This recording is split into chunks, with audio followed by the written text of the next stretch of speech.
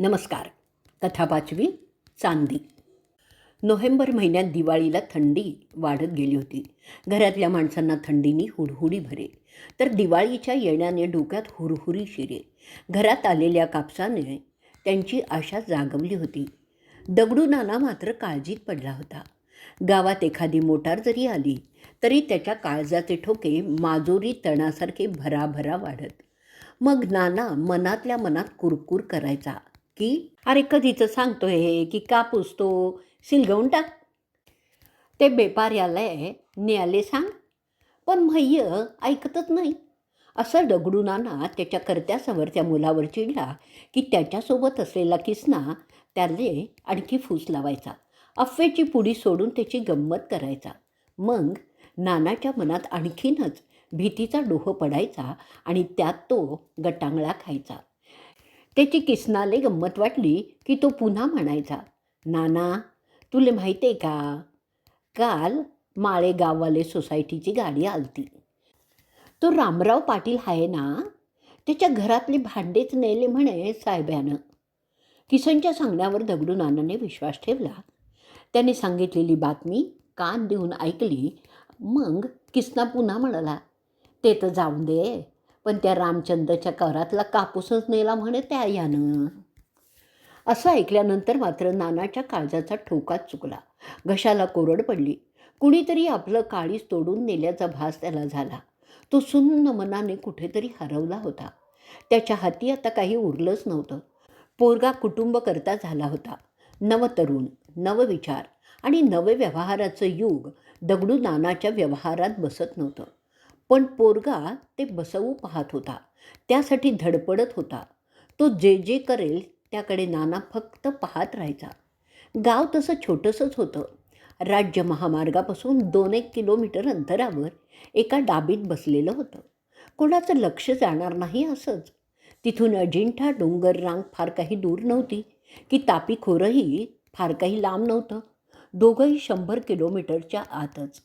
पण त्या गावाला ना खोऱ्याचा फायदा ना डोंगर कपारीचा तोटा होता. असं हे लालबरड्या, भुरकट आणि साधारण काळीच्या मातीवर पोसलं गेलेलं गाव. गावात शेतीशिवाय दुसरा काही धंदाच नव्हता.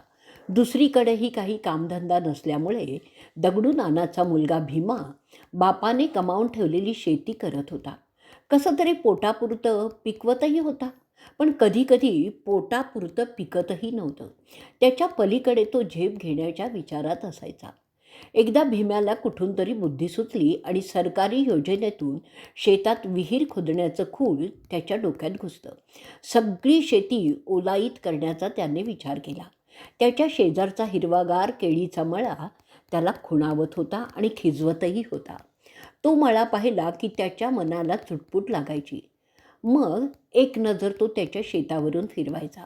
त्याची जमीन पाण्यावाचून फार कोरडी असल्यामुळे तहानेलेलं पीक आजारी मुलासारखंच दिसायचं. ते पाहून त्याचा जीव तिळतिळ तुटायचा. खुरंगटलेलं पीक पाहिलं की उदासही व्हायचा. काय करावं त्याला काही सुचतच नव्हतं. विहीर खोदायची म्हणजे 2-4 हजार रुपयांचं काम नव्हतं. तरीही त्याच्या डोक्यात तेच सुरू होतं. संध्याकाळी जेवण खावण झालं, दिवाबत्ती लागली. भीम्या, त्याची बायको, पोरं आणि म्हातारा बापा सगळे ओट्यावर बसले होते.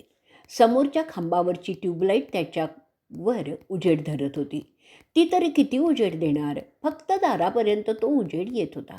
घरात अंधुकच वाटत होतं. भीम्याच्या मनातही तसेच अंधुक विचार पसरत होते. त्यातला एक विचार त्याने बापासमोर टाकला, लाईटाच्या प्रकाशासारखा. का रे बा, आपण हिर खणली तर? काय हिर खणतू गड्या, कुठून आणशीन एवढा पैसा? आपण हिरीचं परकरण करू, काही सोसायटी काढू. कर्जाचं नाव नको काढू गड्या. उपाशी राहावं माणसानं, पण कर्ज नाही काढू. काढलं बी कर्ज तर कशाच्या माथे फेडसीन.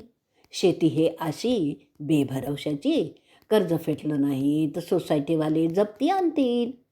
हाय तेवढंच कर, बाकीच्या फंदात कशाले पडतू. दगडू नानानं अनुभवातून आलेल्या शहाणपणानं सांगितलं. भीम्यानी मात्र हार खाल्ली नव्हती. एके दिवशी गावात ग्रामसेवक आल्यानंतर तो ग्रामपंचायतीमध्ये जाऊन त्यांना भेटला आणि फार खोल गेलेला आवाज काढून त्यांनी विचारलं, आप्पा, मला हिर खंद्याची हाय वावरात, काय करायचं सांगता का? शेतकऱ्यांसाठी विहीर अनुदान योजना आहे.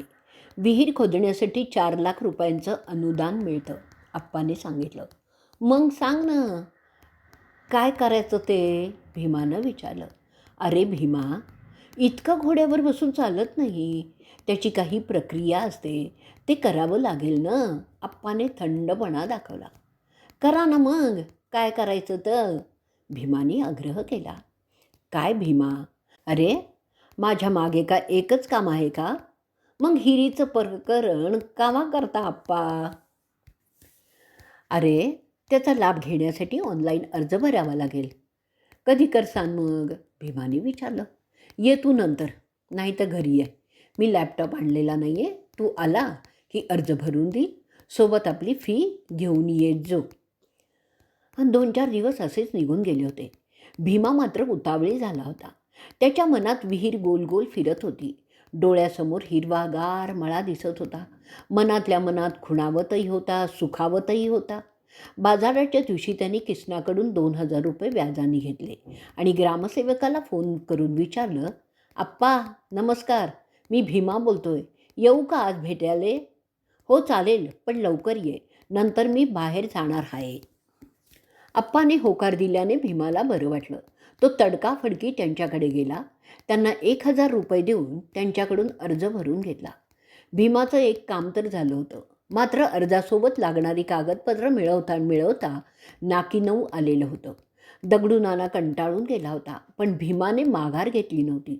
मोठ्या आशेने त्याचा पाठपुरावा केला होता. बैलाकडून शेतीची नांगरटी करतात, मळणी यंत्रातून चाऱ्याचं भूस काढतात, त्याप्रमाणे संबंधितांना पैसे देऊन विहिरीचं काम सुरू केलं होतं. जेव्हा सरकारकडून मिळणारी सबसिडी कमी पडली, तेव्हा शेतकरी सहकारी सोसायटीकडून त्यांनी कर्ज काढलं आणि विहिरीचं स्वप्न साकार केलं. विहिरीला बऱ्यापैकी पाणीही लागलं होतं. पैसे खुटले म्हणून विहिरीचं बांधकाम राहिलं होतं, पण त्या वाचून त्याचं काही अडत नव्हतं. दरवर्षी विहिरीच्या थोड्याशा पाण्यावर तो कपाशी आणि ज्वारी भिजवून बरं उत्पन्न घेत होता. कधी कधी जमेल तसा गहू, हरभराही घेत असे, पण त्या पलीकडे त्याला काही जाता आलेलं नव्हतं. पोटापुरतंच काय तेवढं शेतातून पिकत होतं. त्यामुळे बँकेचं आणि सोसायटीचं कर्ज काही फिटू शकलं नव्हतं.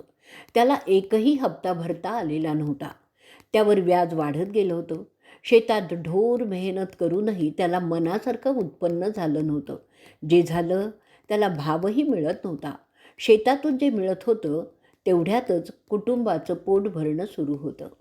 बऱ्याचदा बँक आणि सोसायटीने त्याला तशा नोटिसा पाठवून कर्जाची जाणीवही करून दिली होती.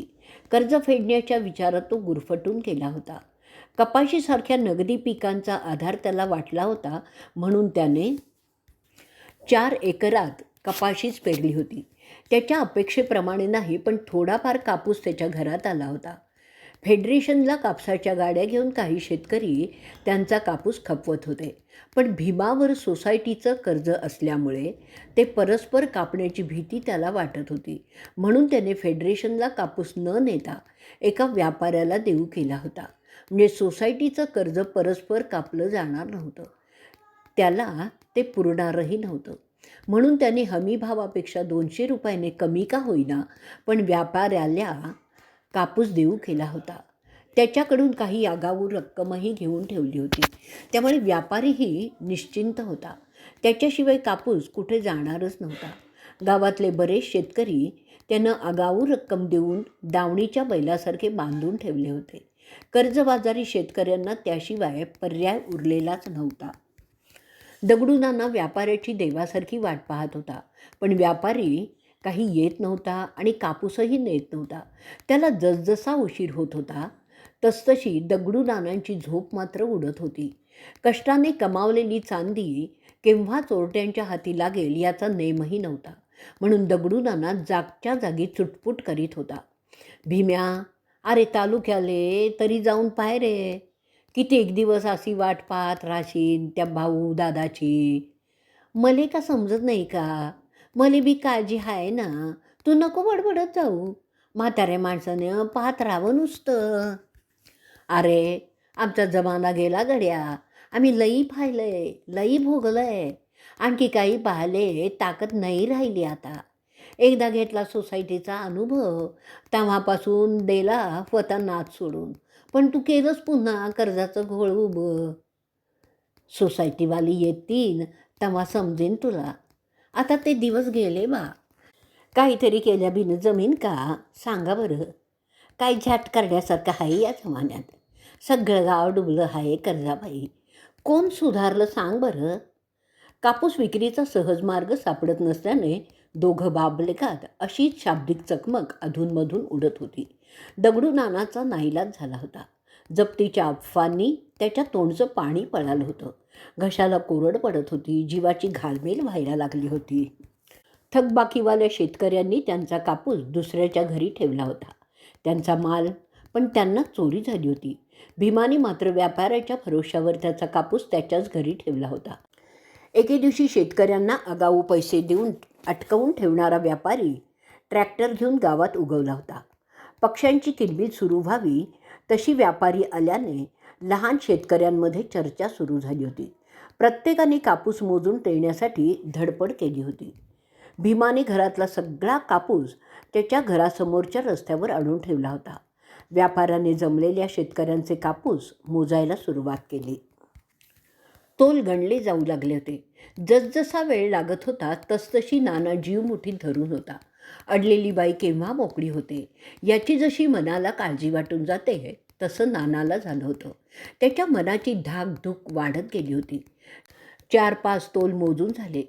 तितक्यात मोटारीची घरघर ऐकू आली आणि नानाच्या काळजात चर्र झालं.